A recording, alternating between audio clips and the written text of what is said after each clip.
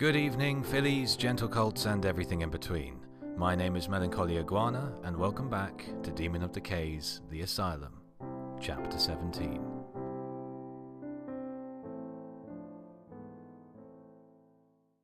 Twilight felt like she was starting to get accustomed to life at Broadhoof.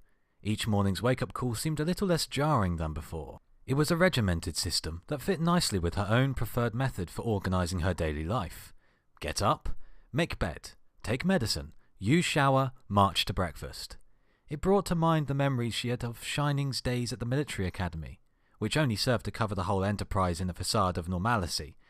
The shock and disquiet had faded.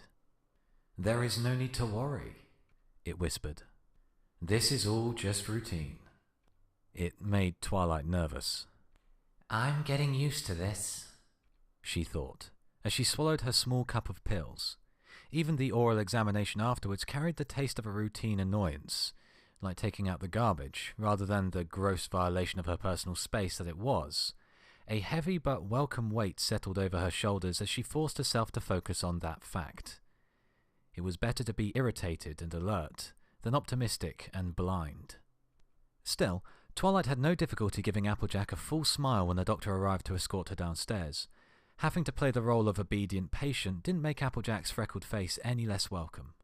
"Well, you look bright-eyed and bushy-tailed this morning, Twilight," Applejack chuckled. "Get a good night's sleep?" Twilight nodded. "Yes, all things considered." "Well, that's excellent. Dr. Rose wanted to see you again this morning, and these examinations always go much faster when you're feeling better." She gestured for Twilight to move ahead, taking up position abreast of her. "I heard you got a letter yesterday." "I did," Twilight said, as she watched Applejack from the corner of her eye, keeping her tone even and neutral. "I hope it was some good news." "I think you already know that, considering somebody else read it first." To her credit, Applejack still blushed at her accusation. "Now, Twilight, that's just a little security precaution," she explained, her accent more pronounced as she tugged at her collar of her lab coat. "We have to make sure some patients aren't getting any contraband or nothing like that." Twilight halted and turned to look at Applejack. "That's all? She asked, a cold disbelief hanging heavy in the air between them. "You don't read any of the letters while looking for contraband as well?" She had to keep the smirk from her face as Applejack averted her gaze.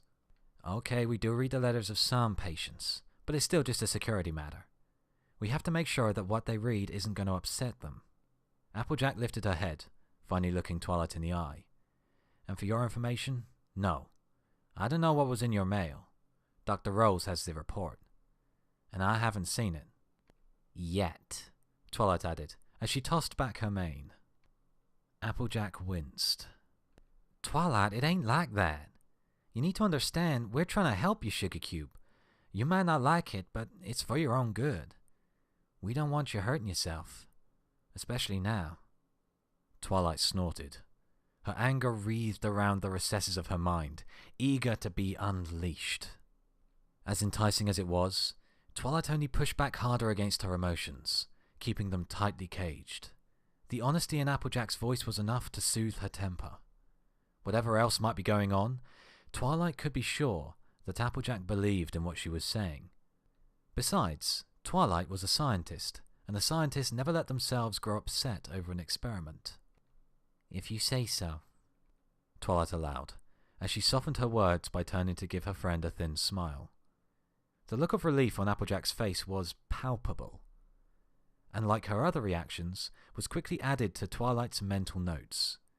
With every subtle test and every innocuous probe, Broadhoof's version of her friends revealed more of themselves to her. The fact that Applejack matched her real-world personality and temperament was a hopeful sign, but Twilight knew better than to jump to any conclusions. "The hypothesis is sound, but I need more data." They travelled in silence, but as they passed down another unfamiliar hallway, it became apparent that they weren't headed to the cafeteria. Applejack? Aren't we going to breakfast?" "Oh, sorry, Sugar Cube, not till later.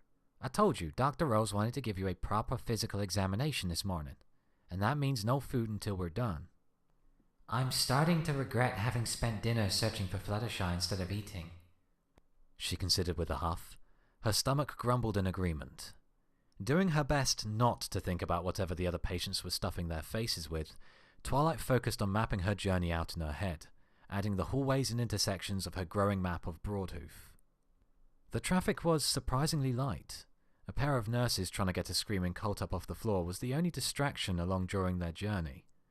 The lack of activity might have been suspicious, but the fact that most of the hospital's population was eating went a long way towards explaining the empty halls. Twilight groaned. Stop thinking about food. Solid wedges of gleaming metal and polished steel rose up before them in the hallway. Bold red letters were painted across them, declaring restricted access. With their heft and bulk, the double doors seemed more suitable for a bank vault than a hospital. Every step towards them brought a shiver racing down Twilight's spine, images of what they might be protecting growing more horrible the closer they came. They were indomitable, inscrutable, oppressive, and overpowering. They were everything their protector was not.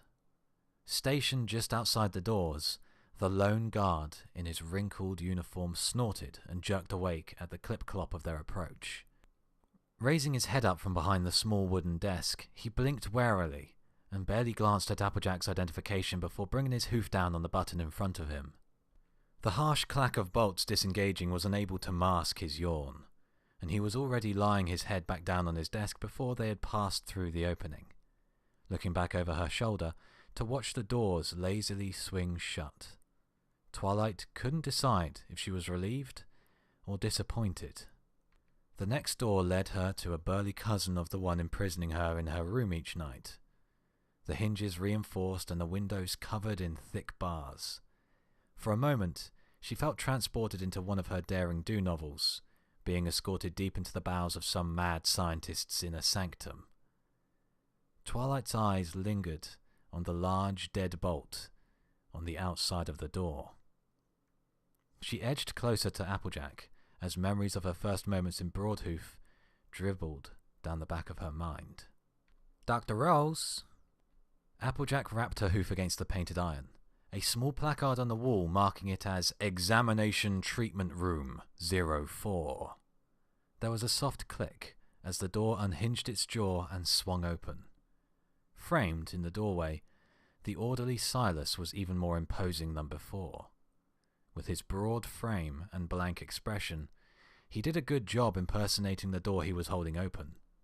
Thank you, Silas," said Applejack as the dark stallion stepped aside, allowing the two mares to squeeze past him.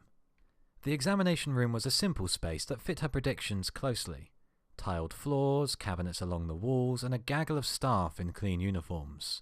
Dr. Rose, Nurse Ratchet, and two other nurses that she didn't know glanced up as Twilight entered, regarding her like something between a lunatic and a child.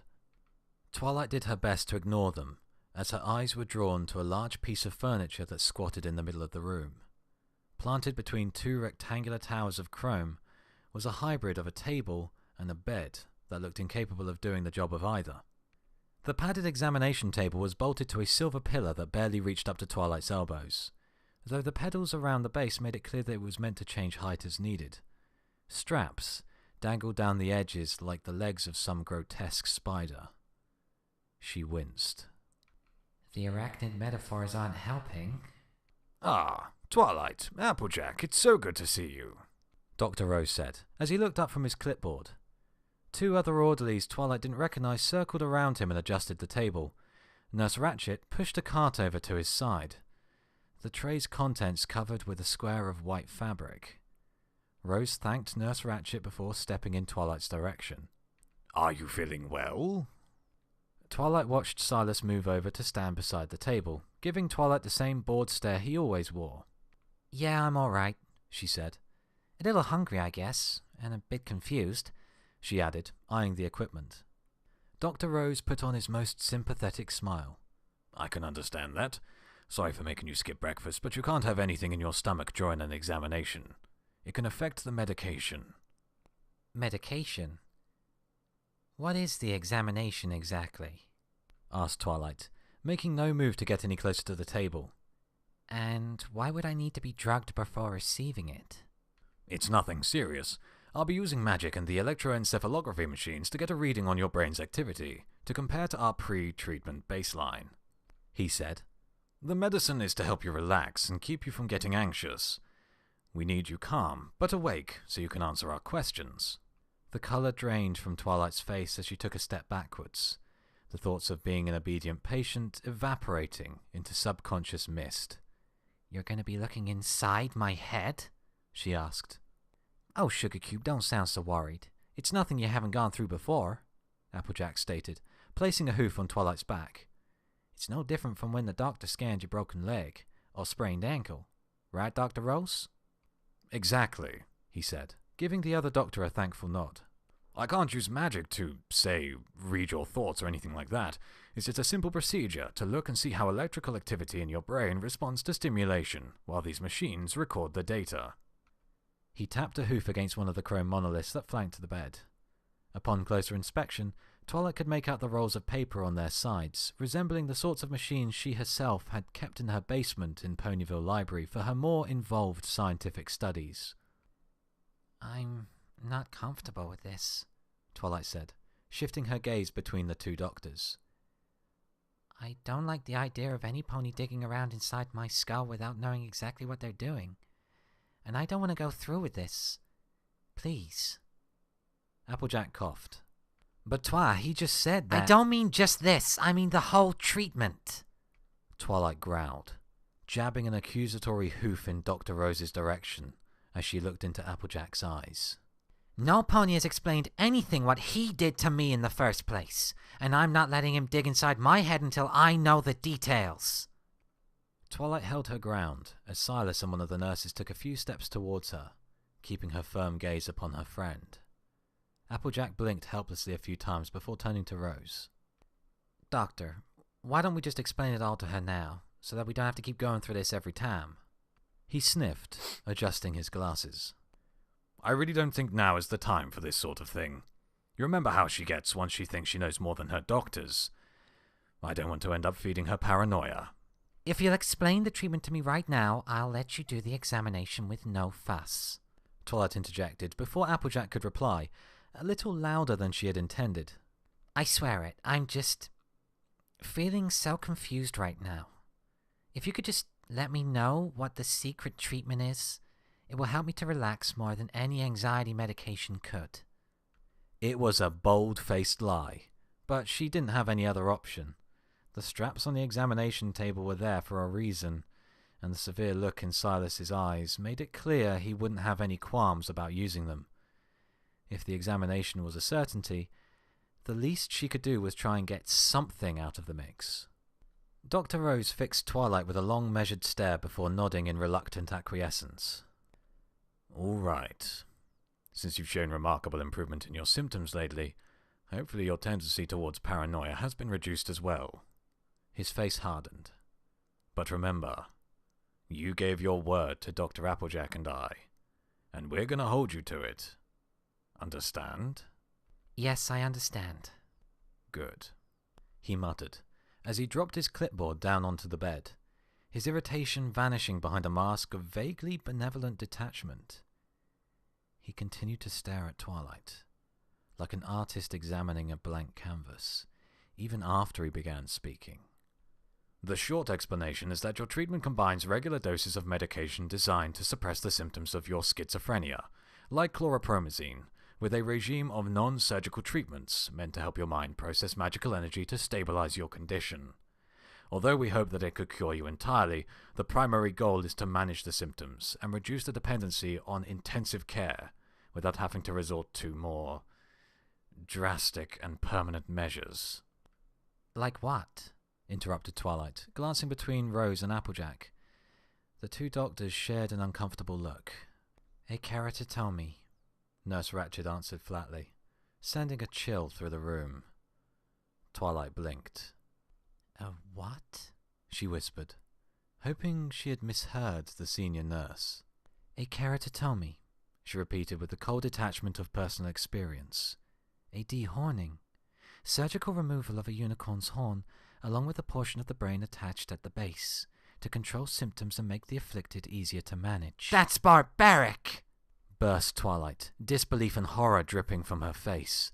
She turned to Applejack, a desperate glint in her eyes. When you and Rarity were arguing about this, I thought you meant only in extreme cases. You can't honestly think that cutting off a horn and lobotomizing unicorns is a valid medicine. To her dismay, Applejack simply nodded. It is terrible, but it's also an accepted practice in most of the medical community. For most patients, it's the only procedure that offers the results doctors want. A momentary burst of anger flashed across her face before she could collect herself. You need to understand, Twilight, this is why the treatment is so important. We're hoping that the patients under Dr. Rose's care will show enough improvement that we can help end keratotomies. There is already a public movement to get it banned. But it's hard to convince the average pony on the street when most doctors think it's the best treatment available. Twilight shook her head in disbelief, unable to find her voice. She felt ill, as if they had admitted to using the death penalty or eating meat. This isn't Equestria. There is no proof. Princess Celestia would never allow this sort of horror to go on in her kingdom. And sadly, they're right, Dr. Rose added, as he began to clean his spectacles with exaggerated care. With a Pegasus or an Earth pony, there is a predictable response to medication and therapy. A consistent dose of a medication will generally create a consistent effect within a patient. Unicorns are not so easy. Magic creates new factors, new risks, that make proper and consistent treatment difficult to achieve. He lifted his head, giving Twilight's horn a pointed stare.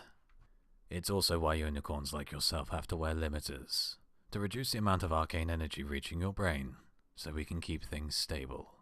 I always thought it was because you were afraid if I didn't have it on, I would attack some pony and teleport my way out of here. She snapped with a bitter sneer, her angle slipping loose as she struggled to recover her composure. Or because I'd fry my brain if I tried to use magic, since I obviously have never been trained how to cast spells. That is only part of it. You don't put a cast on a broken leg just to keep a pony from bending it whenever they want. It's to make sure it stays perfectly straight at all times, so it can heal properly. If we took off your limiter, your symptoms would get worse, even if you never even tried to cast a spell. The mere access to magical energy has a deleterious effect on any treatment. Dr. Rose sighed as he rubbed the bridge of his nose. When he returned his glasses to their perch, his deep blue eyes regarded her with soft concern. Which is also why dehorning has been an acceptable practice for so long. It's a simple solution to a complex problem. If access to the arcane causes problems, then remove the access. There was a long, uncomfortable silence after Rose finished speaking. The room's atmosphere oppressive and heavy. But as the shock faded from Twilight, it was replaced by a growing desire to hear more. The study of magic in all of its forms was her true passion in life, and hearing theories about the arcane as they related to mental illnesses was undeniably fascinating. Even knowing that they were probably as wrong as the world she was trapped in, didn't make a part of her less eager to hear more. In contrast to Twilight's eagerness, Applejack's expression was grim and somber, her eyes regarding Twilight in the same manner one would a friend who had just learned her grandmother had passed away. Twilight cleared her throat, the noise breaking the silence like a thunderclap on a cloudless day. So, how does your treatment actually overcome the danger posed by magic? She asked Rose with even poise. Instead of answering, he turned to Applejack. How much time do we have? She glanced at her watch. We got plenty of time. You don't see Wisp Willow till after lunch, and the Canterlot Medical Board isn't going to be here until 3 or 4 at the earliest. We can afford to answer a few questions. Applejack gave Twilight a friendly grin, especially if it helps her trust us. He affixed Twilight with a hard stare. All right, but I'm going to make this quick, since we don't have all day." Only after Twilight told him she understood did he continue. "Now, the treatment has two distinct parts. The first is a combination of standard neuroleptics meant to fight the symptoms of schizophrenia. The goal is to put the brain into a normal state, or a near-normal state, where the symptoms manifest more rarely, or in a less pronounced manner. My research has shown that the brain needs to be tricked into processing information correctly if any serious treatment is to last." As he spoke, a hint of pride slipped into his voice, colouring his professional tone with an undercurrent of self-satisfaction. It was obvious he enjoyed hearing himself talk, and as he gestured with his hooves, Twilight could see that he was warming to his audience. "The second part is the use of magically assisted electroshock therapy. In layman's terms, it will reset the brain, which is a gross simplification and terribly misleading, but the basic principle is there. Using my machines," He patted one of the shining metal towers affectionately. "to help us analyze the data, it is easy to see how the brain operates differently under heavy medication versus normally." Twilight's curiosity shrank beneath another surge of fear and horror. You're gonna run an electric shock through my brain?" she gasped, giving the table a look of dread. Dr. Rose's brow furrowed in momentary confusion. No, that's the treatment. This is a follow-up examination to make sure it's worked. You see, my research has helped to explore why unicorns are so difficult to treat. Electroshock therapy has been used before, and has demonstrated some promising results, but with most methods, unicorns generally show little to no long-term benefits. He began to pace back and forth like a politician delivering a speech, growing more confident, more driven, more focused as he spoke, naturally drawing the eyes of every pony in the room. Medicine has known for decades that the problem has been tied to the unicorn's horn and their access to conscious magic, but they couldn't find a reason for why the unicorns were so difficult. But they knew they had a solution, and they were content to keep the status quo. He halted, the corners of his lips curling upwards into a victor's smile. I, however, found the key. It's how the magic flows through the mind that is the problem. The medication we gave patients would alter how their brain operated, but it couldn't do anything about the magical energy. While pills could help a patient bring order to their thoughts, the magic was still as disorganized as before, and operated in the same way, whether the patient was on medication or not. The passive magic moving through the horn was reinforcing the abnormal brain activity and helping to reset any treatment, and because magic is controlled by an innate, fundamental level, it is a self-perpetuating cycle. Despite his reassurances and her reinvigorated curiosity, Twilight couldn't help but give the examination bed a few worried glances. "So, how does your therapy help fix what even medical science doesn't fully understand?" she managed to ask, keeping her voice steady. "It doesn't sound like you've discovered the key. We've known that unicorns all draw magic differently for centuries. It's part of why some unicorns are more magically capable than others. Wasn't it already common knowledge that any adverse effects to the brain, either at birth or acquired later, could have negative repercussions on how a unicorn handled magic?" Dr. Rose deflated a little. Well, yes. It was understood that in the manner in which a unicorn used magic reflected their wider mental state. But that's not the point. "It's like how a pony with memory issues will have troubles completing full spells," offered Applejack, as if reciting from a textbook. "Or a pony with anger management issues often using magic in a very blunt, aggressive manner. Or—" Yes, exactly," interrupted Rose, his smile slipping even further. "Because of the fact that we can control our magic with our minds subconsciously, our brains greatly affect how we manifest that control. Intelligence, personality, mental illness, they all play a part. And yes," he added, when Twilight opened her mouth, "all of this was already known. But that was not what I was referring to. What I discovered was that even with medication altering how the brain operates, or how a pony thinks, the magic still behaves the same within the pony. A pony with anger management issues might learn to control their anger and cast spells as calmly as any other unicorn would. But how they draw the magic through their horn would still be exactly the same as before they underwent therapy. How arcane energy moves through the nervous system doesn't change. It's a hardwired pattern. And that has been the problem for years. He continued stroking his chin. The flow of arcane energy into a mind continues as if the mind was still schizophrenic, no matter the medication or therapy. It is disorganized, erratic, and reinforces the pattern of brain activity associated with the schizophrenia. If you were to somehow alter how a normal unicorn drew upon magic to match how a schizophrenic does, over time, they would begin developing symptoms of schizophrenia. As long as a unicorn is exposed to magic, even passively, traditional treatment cannot work, because traditional treatment cannot alter how magic moves through a unicorn. He gestured wildly with a hoof, his teeth gleaming as he smiled at Twilight. But I've found a cure, because I've discovered a means of altering how a unicorn takes in magic at the subconscious level. I use medication, magic, and electroshock therapy to make a unicorn draw magic in like they would if they were not schizophrenic. Then they will be as treatable as any other pony. He took a few measured steps towards Twilight, holding his head up proudly. If I can keep magic from making a patient's disease worse, then we will have a true alternative to keratotomy. If my new therapy translates into real results, then we will have revolutionized the treatment of unicorns. Twilight glanced around the room as Rose's last declaration rang in her ears, surprised to see Applejack bobbing her head in agreement. Even Nurse Ratchet had a faint smile on her face as she looked up at Dr. Rose with an expression like a disciple before a prophet.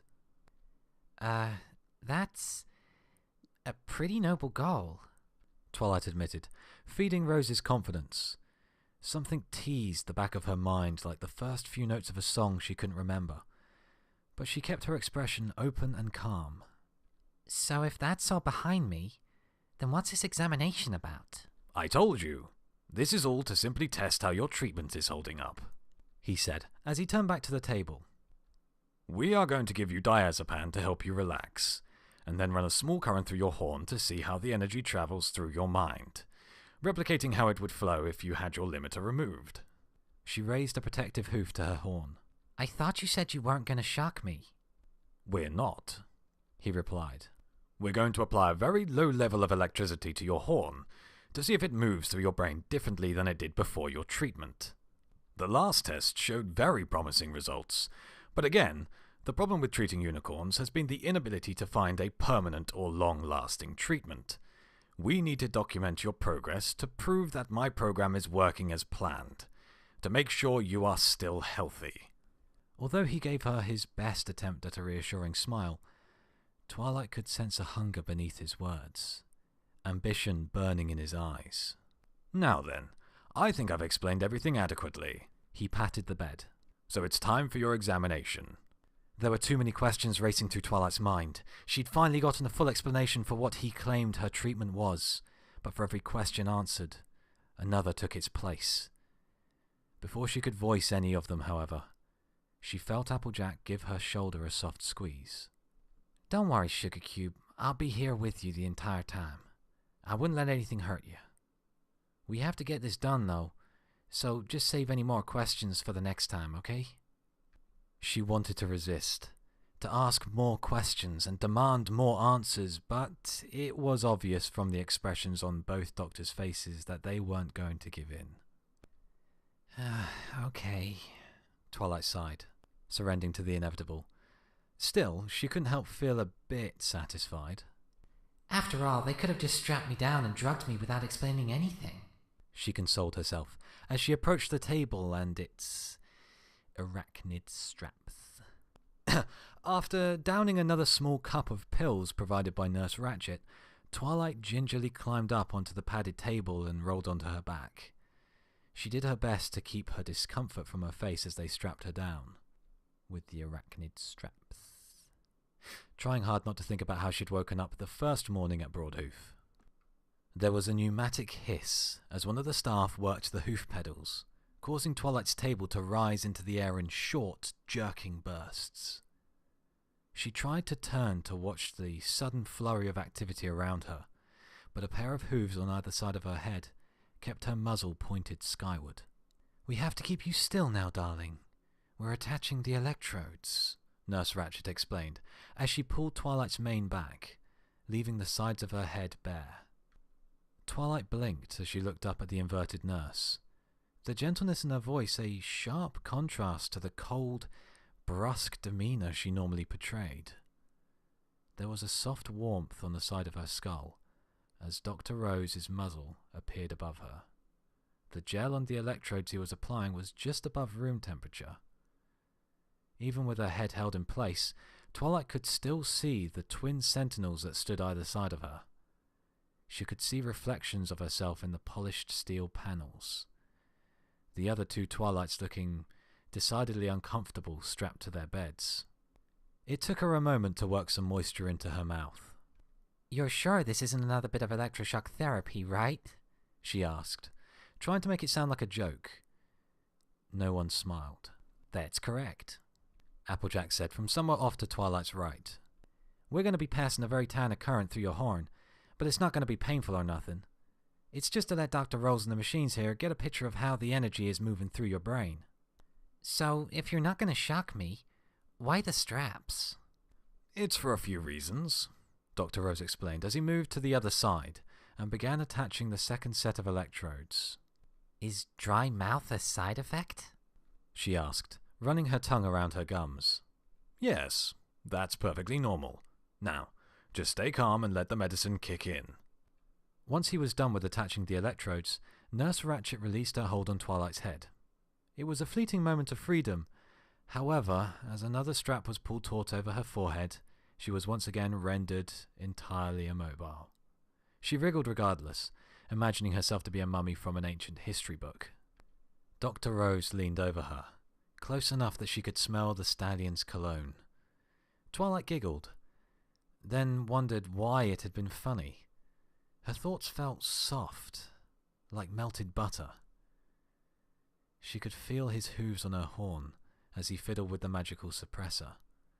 Then, when he finally pulled away, there was a new weight at the end of her horn. Something heavy gripped the tip, like a metal parasite, a pair of wires running to some third machine somewhere behind her. Unable to glimpse anything else, her thoughts began to meander as time dragged on. "I wonder if they do dentistry here. I mean, they have to give the patients access to a dentist, right? But it's all done in the hospital, or do they send the patients to a dentist in town? No, that would be silly. They're going to have a lot of patients here, and some of them are more like prisoners. I mean, I can't see them sending me out beyond these walls. They think I did something bad, too. Was this place originally a prison? It seems to be as big as one. But prisons have their own dentists. Maybe Broadhoof is too old to have a dentist's office. If it was once a prison, too, I mean. I brush my teeth regularly, though, so it's not like I really need a dentist urgently. When was the last time I saw a dentist? When I get back, I have to ask Spike to check my schedule to see my last checkup. I don't want to get any cavities. Well, wait a second. When was Spike's last trip to the dentist? I think Colgate forgave him for melting all our tools that one time Princess Celestia sent a letter early. How often does Pinkie Pie go to the dentist? There's a question. She does go a lot. Well, she'd have to, considering all the sugar she eats. It's been a while since I ate something yummy from Sugar Cube Corner. Dr. Rose was standing above her again, a curious expression on his inverted and mustachioed visage. Twilight blinked her heavy eyelids. "Huh?" "I asked you how you were feeling, Twilight," he said in a rich, creamy voice. An image of Pinkie Pie making something rich and creamy and really messy flashed through her mind. Twilight wanted to giggle again, but she felt tired, so all she managed was an open-mouthed grin. "I feel alright, I guess," she slurred. "You know, you have a really nice voice, Doctor." "Thank you," he replied absently, as he fiddled with a couple of dials on the shiny boxes on either side of her head. "In a moment, Dr. Applejack is going to send a faint current through your horn." Twilight blinked, her face slowly contorting into a look of worry. "Is it gonna hurt?" she asked, licking her lips. "No, it won't hurt. You're going to feel a faint tingling sensation at the base of your horn." "Oh." Twilight tried to nod, but the strap on her head kept her firmly in place. That's fine then. While she's doing that, I'll be using my magic to examine how the electricity moves as well, he said, as he stepped back out of sight. If you feel a slight pressure inside your head, that's to be expected. We're going to ask you a few questions during our exam, so just answer us the best way you can, okay? Okay, Twilight replied after a slight pause. It was worrying, the idea of having another pony inside her head, even if it was just to see how the magic moved down through her horn. Still, like a storm on the horizon, she couldn't bring herself to really get that upset about it. There was a faint electric hum from just behind her head. Now, Twi, you're going to feel a slight tingling sensation, but that's perfectly normal, Applejack said from the same direction as the hum. So just relax while we get this over with as soon as we can. The humming grew louder. It sounded angry but muffled, like an agitated beehive on the other side of a wall. All right, Twi. On the count of 3. 1, 2, 3. Twilight didn't feel any tingling. It felt like cold lightning was drilling down into her forehead, a sensation that almost demanded to be painful, but somehow wasn't. Twilight winced anyway. That doesn't feel very good, she mumbled, her vision growing blurry. Don't worry, Sugar Plum, you'll feel better in a moment, Applejack stated, her warm voice sliding over Twilight's discomfort like a soothing blanket. Okay, Twilight said again, her voice soft and tainted by her nervous disquiet. I trust you, Applejack. If Applejack replied to her, Twilight didn't hear it. The angry buzzing had been joined by the click-clack of the towering machines to either side of Twilight, as they began to print out long streams of stuttering paper like overactive seismographs. Jagged mountains of black ink covered the spools of paper, documenting something indecipherable about Twilight's mind. Dr. Rose's face appeared in Twilight's field of vision, as if by magic, his horn aglow with his own spellcasting efforts. As he had warned, she had felt a slight pressure inside her mind, as if someone were gently prodding her brain with an invisible hoof. But that didn't seem truly accurate. It was alien and hard to define, less a physical sensation, more like a mental one, more akin to the thought of a hoof pressing against her brain than anything else. She felt the pressure shift a little as he glanced down at her. Floating in front of him were a clipboard and a pen, although they were turned so that she couldn't see what he was writing. It felt really unfair, and Twilight frowned. Now, can you tell me your name? It took a few seconds to process the question. Twilight Sparkle, of course. Mm-hmm. He scribbled on the paper without looking at her, his pen held in his magical grip. She felt the pressure inside her mind vanish before reappearing elsewhere, like he were moving a stethoscope from one spot to the next. Where were you born? Canterlot. Again, he jotted something down on the unseen paper before shifting his mental probe. And how old are you? 19. Twilight repeated, as forcefully as she could manage, barely slurring at all. He continued to watch her through his gold spectacles. The pressure inside her head increased. Are you sure? Yes, I'm sure, she declared with a grimace, her anger snapping its jaws as it slipped back out of its bonds. The click-clack of the printers increased in volume as she met his gaze, their thin, manacled arms flailing wildly. I know how old I am. Dr. Rose sniffed lightly, and the pressure relaxed before switching to a new location. He turned to look off to his side. Let's move up to Stage 2 testing, he said in the direction she assumed Applejack was positioned. Her suspicion was confirmed when the power running down her horn increased. It felt like little burning ants were crawling around inside her head, yet the unnerving lack of pain continued. The questions resumed, and soon the sensation passed to irrelevance. It was hard for Twilight to keep track of them all, the multitude of distractions and sensations leaving her disorganized and barely able to focus on each question. Sometimes the questions would come rapidly. Sometimes Dr. Rose would take what felt like hours in between them. Most were mundane questions about her past, with the odd question about her current health thrown in. He's looking for something, she thought, remembering her last meet with Rose. Once again, she could hear the hunger in his tone.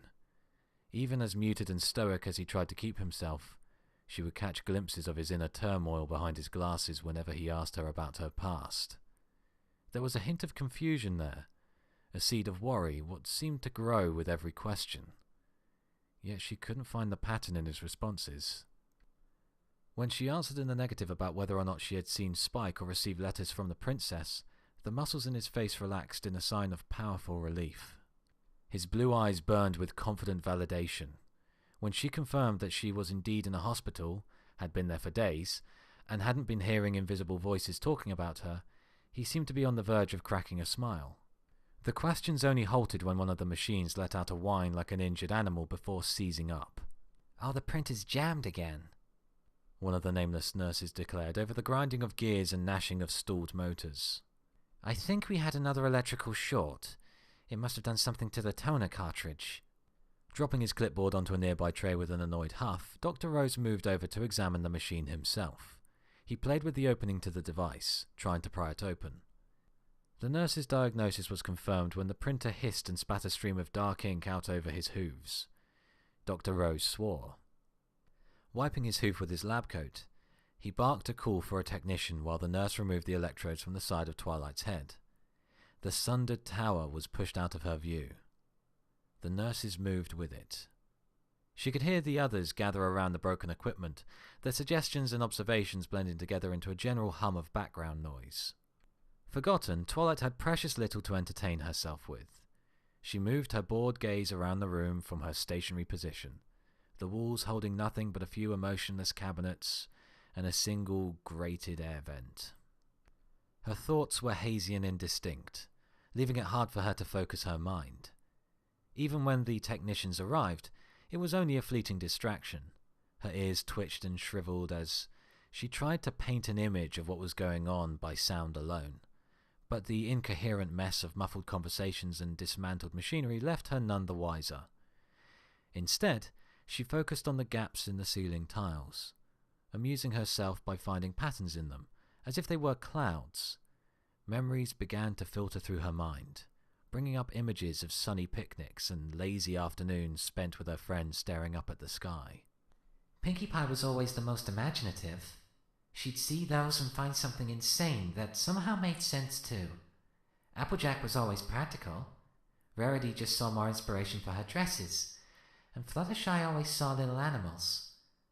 And Rainbow Dash just saw more work, she thought with a chuckle. "We have to have another picnic when I get back. That would be great." She glanced away from memories, turning her head as far as the straps would allow to examine the working device she was still hooked up to.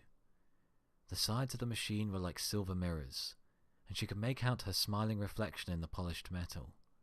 It had a faint fun-house mirror effect, which only made her chuckle again, as she scrunched up her face into the silliest expression she could think of, sticking her tongue out and waggling it through her teeth. Her reflection continued to smile back. A cold chill passed up her spine as they stared at one another, her reflection's grin growing wider as horror spread over Twilight's face. Twilight?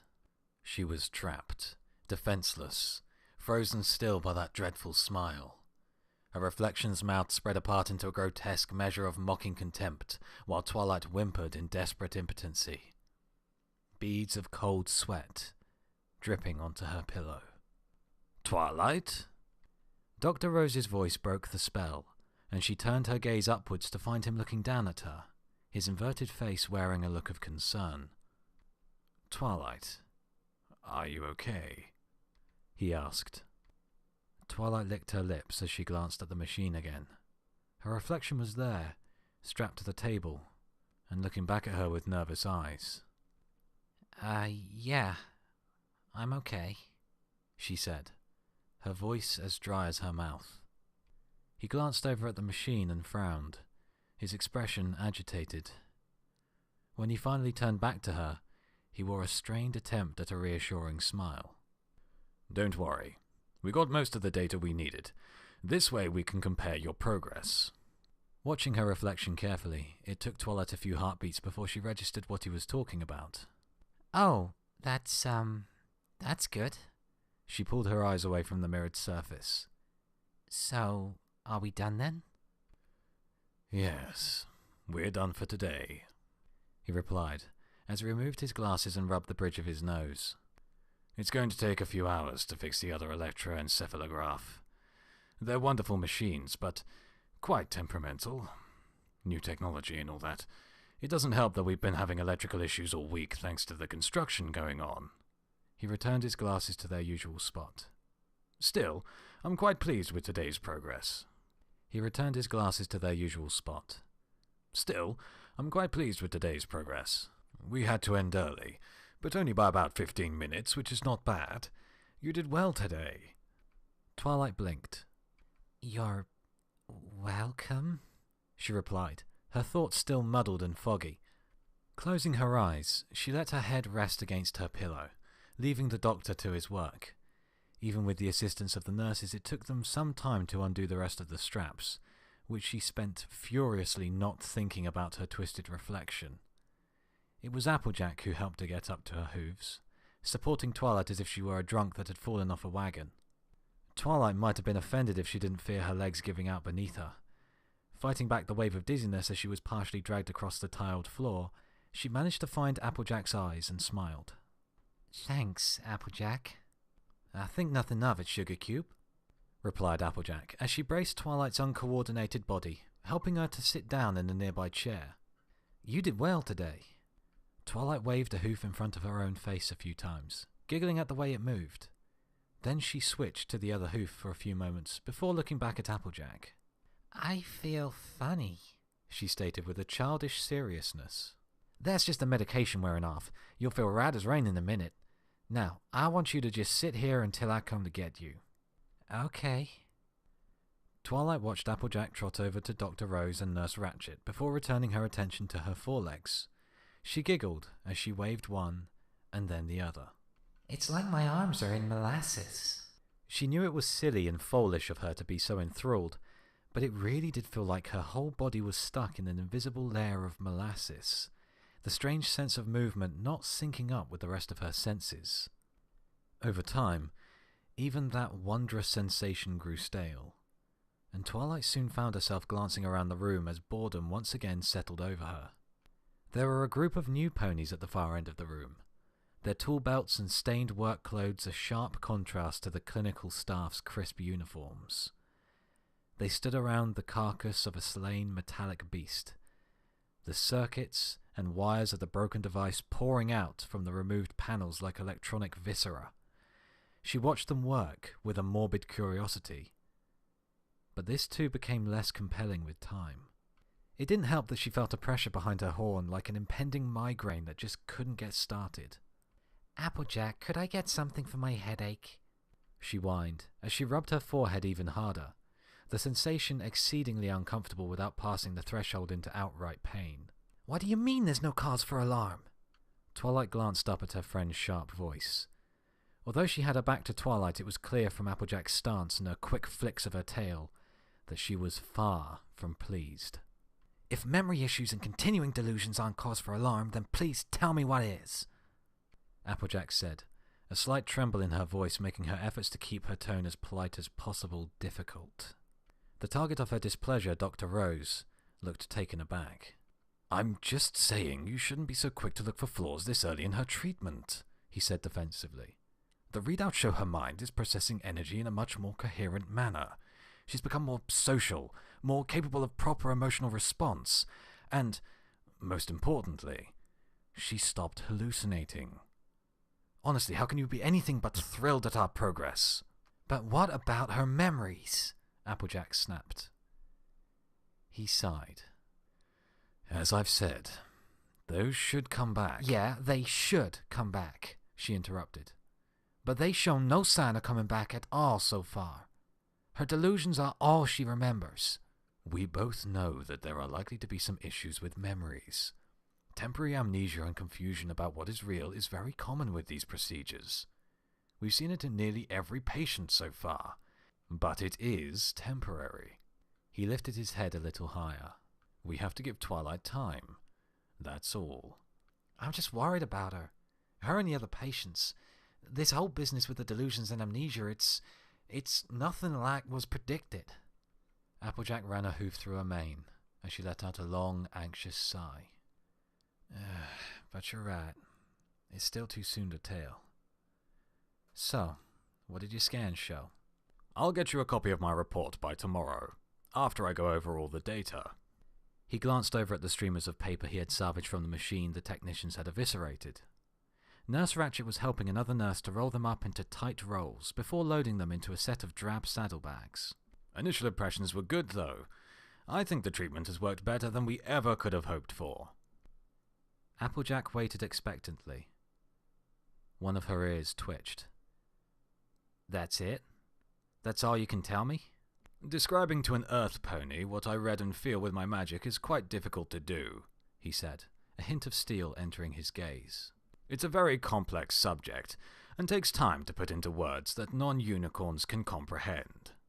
Horse apples, she growled, stamping a hoof down with a soft crack. I'm not asking for a sales pitch, Rose. I just want to give my patients the best care possible. And I can't do that if you're just going to treat me like one of the orderlies. I'm very well versed in the mechanics of arcane control in unicorns, and you know it.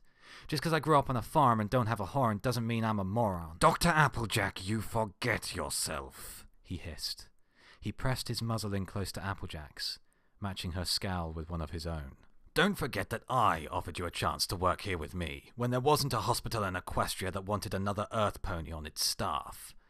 I saw promise in you, and went out on a limb, putting my reputation on the line by hiring you. Don't make me regret that decision. Applejack's ears flattened against her scalp.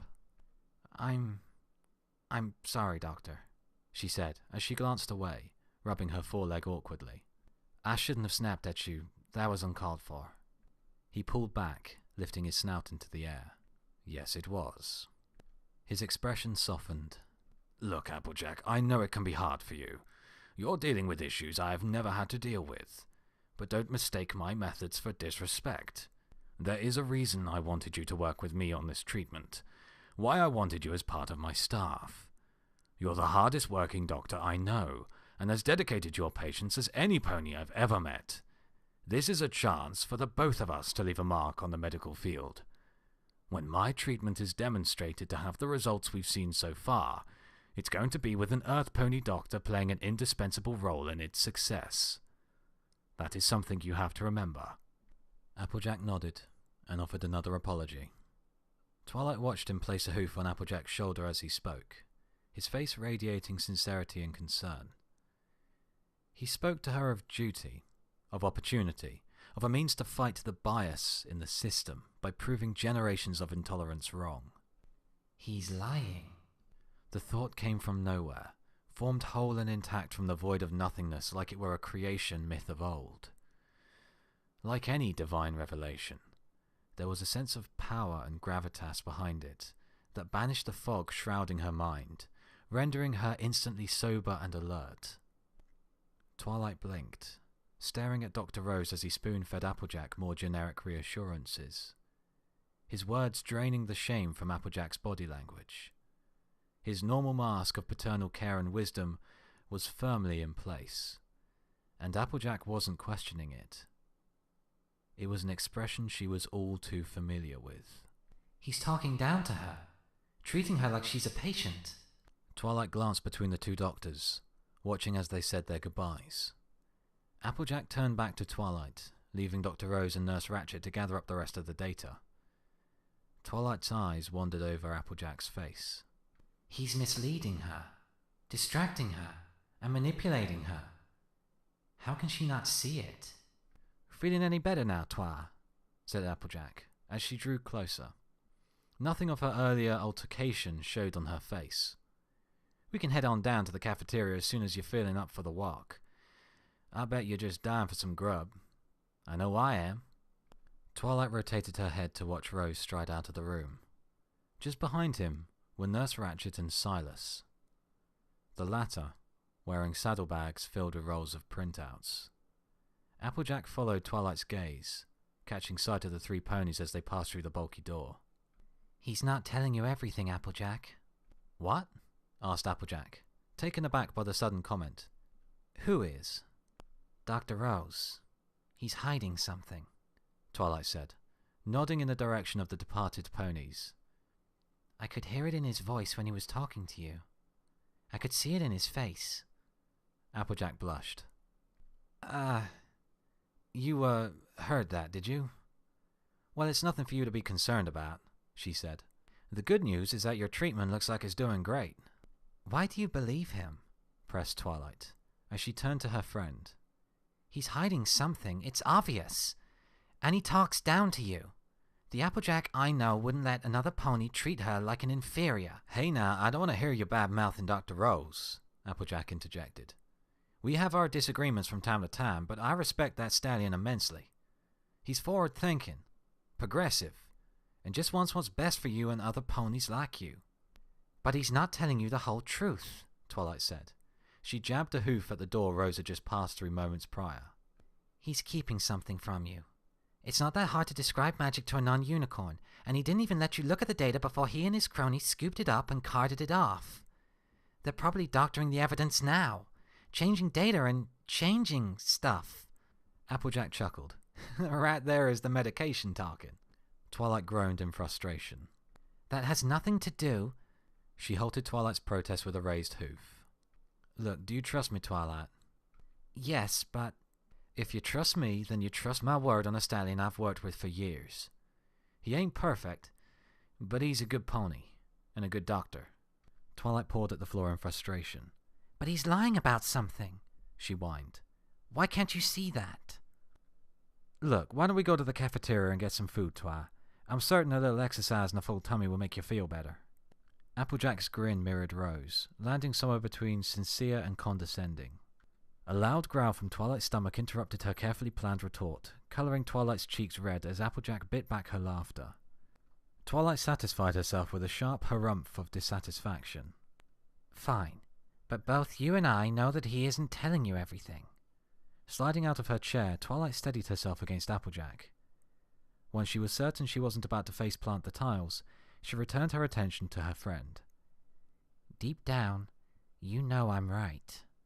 Before Applejack could offer a counter, Twilight carefully set off towards the door on her own.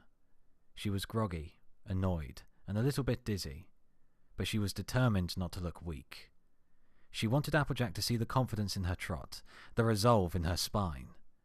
It would take time, but she would convince Applejack that there was something else going on in Broadhoof. Something she couldn't keep herself blind to forever. Still, despite her frustration with her friend's stubborn ignorance, there was one thing Applejack had said that Twilight agreed with to the core of her being, and the certainty of that fact helped drive her onwards, even with her legs threatening to give way. Lunch sounded really, really good. You give it to me, looking at my own reflection, when suddenly it changes, violently it changes. Oh no, there is... So your brother wrote to you and he's going to come by next week? Twilight nodded with the absent-minded ease of someone basking in the warmth embrace of a full stomach. Even a bland, institutional salad was a banquet when hungry enough. Yeah, next Monday. Well, that sure will be nice, said Applejack, as they moved together at a languid pace, the afternoon sunlight filtering through the mesh-covered windows along the wall, illuminating the specks of dust that drifted along in the hospital's artificial breeze. I'm looking forward to it, Twilight said with another nod. The soft ache at the base of her horn was reluctantly melting away now that she had something in her stomach besides water and medicine, and it was a blessed relief. When Applejack had offered her some painkillers, Twilight had been sorely tempted. After the anxiety medication had worn off, Twilight had felt every inch of the aches, pains, and gnawing hunger that the morning ordeal had left her with. Just obtaining a meal had been its own ordeal. Those lunch mares really hate doing anything early, she thought with a lazy smirk. It had taken Applejack leading one of the sullen mares aside and having a quiet conversation with her before they had even so much as given either of them an apple to munch on. Scarfing down their meals in the empty cafeteria and ignoring the glares the lunch mares launched in their direction, Twilight and Applejack had finished in record time.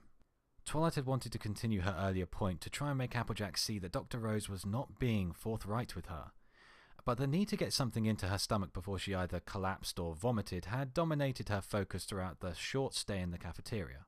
After cleaning their plates and dropping their trays off in the return slot, the pair had exited without a backwards glance, and promptly had no place to go. Broadhoof was a kingdom, where the timetable was it was a regimented world unto itself, where all were subjects to the whim of the almighty schedule. Finding oneself outside the schedule was like being in limbo.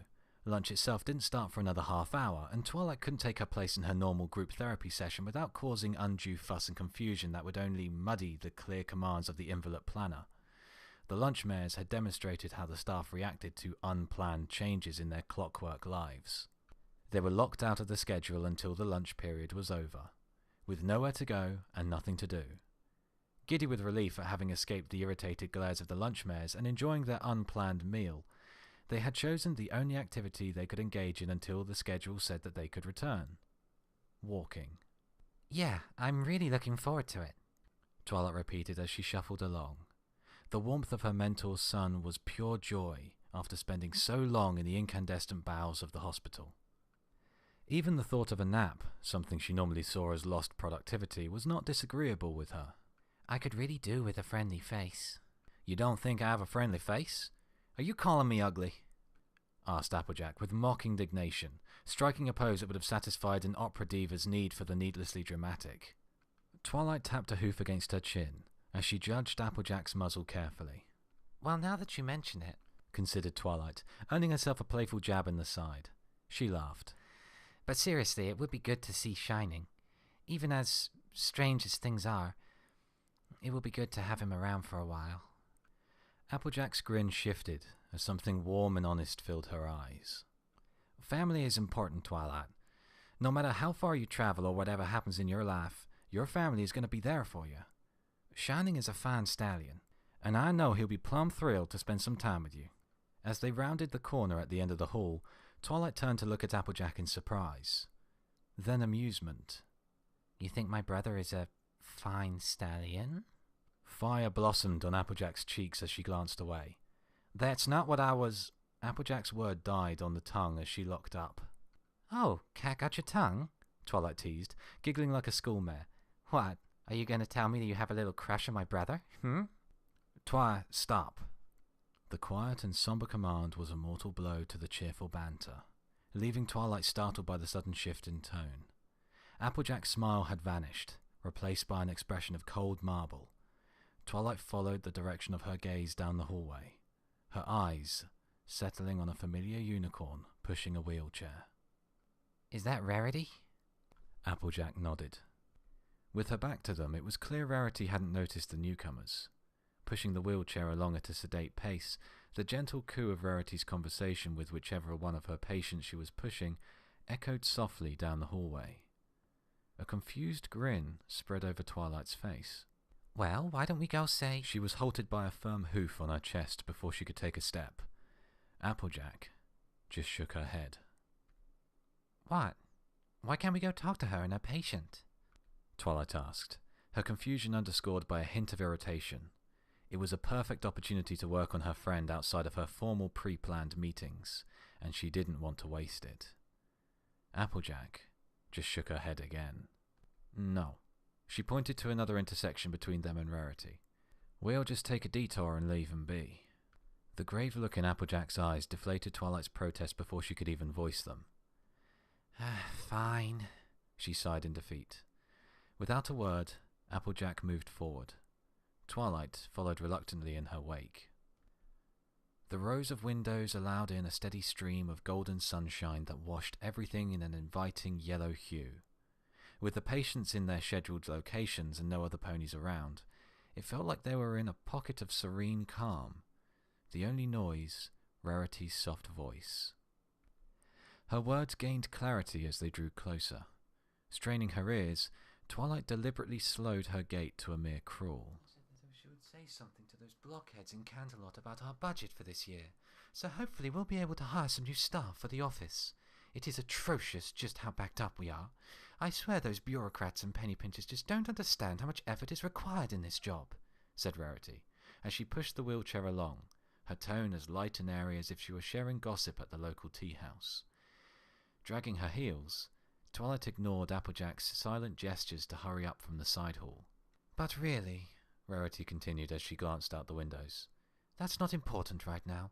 I shouldn't be telling you about all my problems, not on a day this beautiful. She turned the wheelchair towards the outside world, bathing the occupant in the warm rays of light.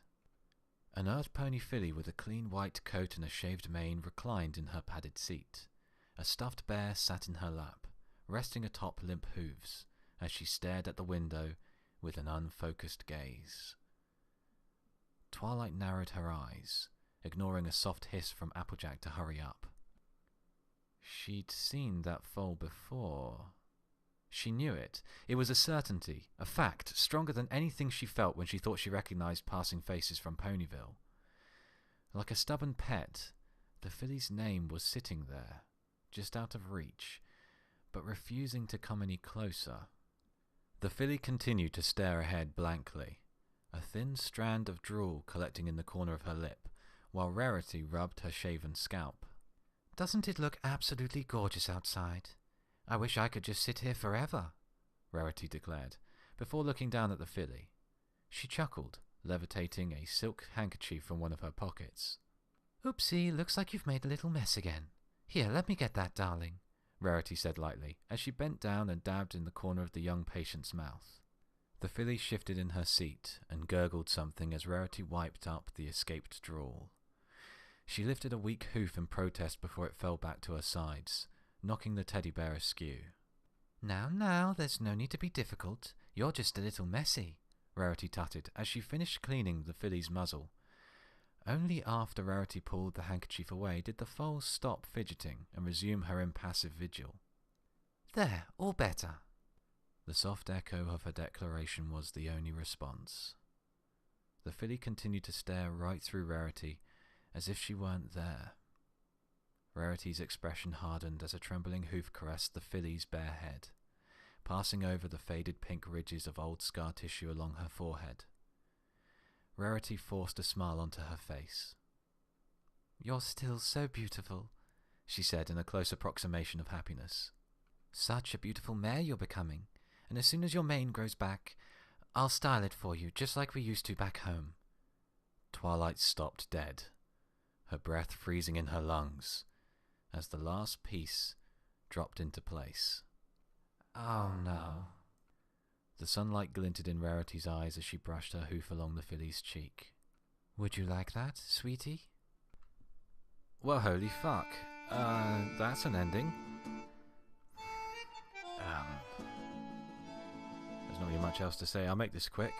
Big thanks to everyone who watched. A big thanks to all my subscribers, to everyone who leaves a comment. A big thank you to Demon of Decay for this wonderful story. And, I suppose bring on the bloopers. Okay, we do read the letters of some patients, but it's still just a security matter. We have to make sure that what a... Damn it, I can't get this line right. As enticing as it was, Twilight only pushed back harder against her emotions, keeping them tightly caged. The honesty in Applejack's voice was enough to soothe her temper. Puff. As enticing as it was, Twilight only pushed back harder against her emotions, keeping them tightly caged. The honesty in Twilight's voice. I'm never going to get this done, am I? Oh, sorry, Sugar Cube, not till morning. It is morning. It's nothing serious, we're just using magic and the... What the fuck does that say? Electroencephalography machines. Oh, for God's sake. This is going to take a while. The flow of arcane energy into a mind continues as if the Oh, Jesus Christ. It's nothing serious. I'll be using magic and the electroencephalography machines. There were too many questions racing through Twilight's mind. She finally got a full explanation for what a blah blah blah blah blah. It's nothing serious. I'll be using magic and the electroencephalography machines. Damn it, that was so close. God's sake. Oh, Wisp is ruining this. She's making me giggle. Stop. It's nothing serious. I'll be using magic and the electrocephalography machines to get you reading on your brain's activity. Oh, I buggered up the next bit. I hope you're happy, Wisp. This is what you've done to me. I'm trying to record, damn it. Oh, for God's sake. Not gonna lie, this voice actually hurts after a while. An image of Pinkie Pie making something rich and creamy and really messy flashed through her mind. Ew. Twi wanted to giggle again, but she felt tired, and all she managed was an open mouth. Damn it, Wisp, she thought with a lazy smirk. It had taken Applejack leading one of the sullen mares aside and given a quiet conversation with her before they had even so much of either of them. What am I saying? She thought with a lazy smirk. It had taken Applejack leading one of the sullen melons aside. It had taken Applejack leading one of the sullen melons aside because they have deep-seated issues? I don't know, come on. It's nothing serious. I'll be using magic and the electroencephalography machines to get a reading on your brain's activity, to compare to our pre-treatment baseline, he said, like a fucking baller.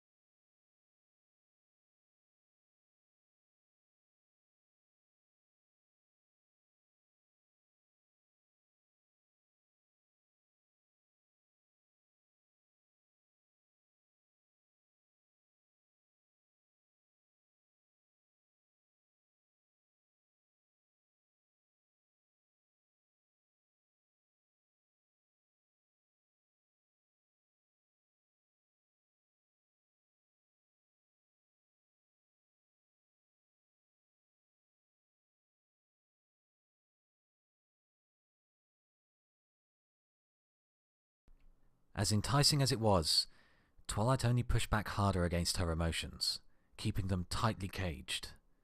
The honesty in Applejack's voice was enough to soothe her temper. Whatever else might be going on, Twilight could be sure that Applejack believed in what she was saying. Besides, Twilight was a scientist, and a scientist never lets themselves... Kill me now.